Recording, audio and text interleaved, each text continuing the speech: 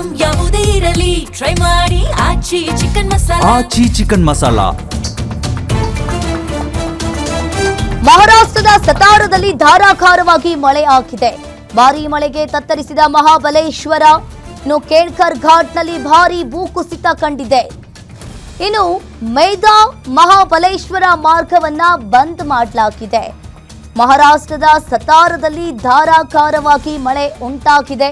ಇನ್ನು ಭಾರೀ ಮಳೆಗೆ ಮಹಾಬಲೇಶ್ವರವೇ ತತ್ತರಿಸಿ ಹೋಗಿರುವಂತದ್ದು. ಕೇಳ್ಕರ್ ಘಾಟ್ನಲ್ಲಿ ಭಾರೀ ಭೂಕುಸಿತ ಕಂಡಿದೆ.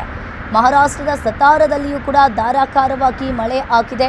ಇನ್ನು ಭಾರೀ ಮಳೆಗೆ ಮಹಾಬಲೇಶ್ವರ ತತ್ತರಿಸಿ ಹೋಗಿದೆ.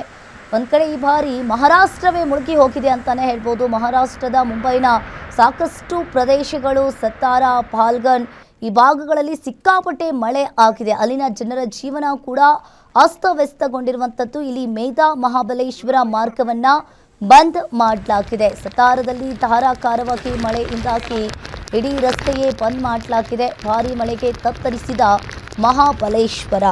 ಇನ್ನು ರೈಲು ಮತ್ತು ಹೆದ್ದಾರಿ ಸಂಚಾರವನ್ನ ಕೂಡ ಒಂದ್ ಕಡೆ ಬಂದ್ ಮಾಡಲಾಗಿದೆ. ಭಾರೀ ಮಳೆ ಮತ್ತು ಬೋರ್ಘಾಟ್ ಬಳಿ ಸಂಭವಿಸಿದ ಭೂಕುಸಿತದಿಂದಾಗಿ ಇಲ್ಲಿ ಒಂದ್ ಕಡೆ ಮುಂಬೈ ಪುಣೆ ಎಕ್ಸ್ಪ್ರೆಸ್ ವೇಯನ್ನ ಕೂಡ ಬಂದ್ ಮಾಡಲಾಗಿದೆ. ಅರ್ಧಕ್ಕರ್ಧ ಇಲ್ಲಿ ಮುಂಬೈಯನ್ನೇ ಬಂದ್ ಮಾಡಲಾಗಿದೆ ಅಂತಾನೆ ಹೇಳ್ಬೋದು. ಯಾಕಂತ ಅಂದರೆ ಇಲ್ಲಿ ಹೋಗೋಕ್ಕೂ ಆಗ್ತಾ ಇಲ್ಲ. ಇಡೀ ರಸ್ತೆಯೂ ಕೂಡ ನದಿಯಂತೆ ಮುಳುಗಿರುವಂಥದ್ದು. ನೀವು ಕೂಡ ದೃಶ್ಯಾವಳಿಯಲ್ಲಿ ನೋಡ್ತಾ ಇರ್ಬೋದು. ಅಲ್ಲಿನ ಜಲಪಾತಗಳು ಧುಮ್ಮಿಕ್ಕಿ ಹರಿತಾ ಇದೆ. ಸಿಕ್ಕಾಪಟ್ಟೆ ಮಳೆ ಆಗ್ತಾ ಇದೆ ಈ ಬಾರಿ.